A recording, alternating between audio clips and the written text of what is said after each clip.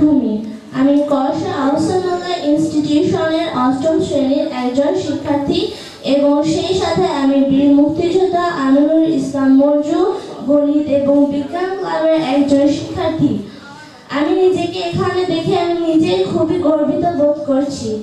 তো যাই হোক, আজকে আমার বক্তব্যের বিষয় হলো মা।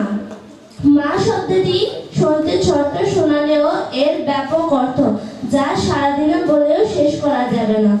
আমাদের এখানে অনেক বিচার মণ্ডলী এবং সম্মানিত অতিথিবৃন্দ এবং প্রাণপ্রিয় শিক্ষকবৃন্দ আছে যারা জানে মায়ের আদর কতটা মধুর, এবং তাদের মধ্যে অনেকে মা হয়তো পৃথিবী ছেড়ে চলে গেছেন, কিন্তু তেনারা বলছেন যে মায়ের আদর কতটা অনুভব করেন এবং পর্যায়ে।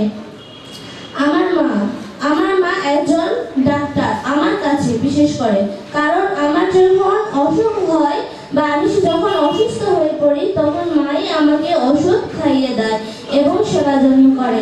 আমার মা আমার কাছে একজন শিক্ষক, কারণ তার হাত থেকে প্রথমে আমি লেখাপড়া শিখেছি এবং এই পর্যায়ে আসতে পেরেছি যে আমি এতজন শিক্ষার্থীদের সামনে একা এসে কথা বলতে পারছি এবং আমার অনেক প্রিয় শিক্ষার্থীবৃন্দ সেখানে কথা বলেছেন। মা শব্দটা শুনতে অনেক ছোট, কিন্তু মা হচ্ছেন এমন একজন ব্যাংক যেখানে আমি সকল দুঃখ কষ্ট জমা রেখেছি এবং বিনিময়ে পেয়েছি অফুরন্ত ভালোবাসা। আমার মা আসার সময় বলছিল আমাকে যেতে হবে, আমি বলছি যে মা তোমাকে আসতে হবে না, আমি যেতে পারবো, কিন্তু মা আমার প্রতি এতটা টান এসেছে যে আমার মা এখানে আমার কাছে চলে এসেছে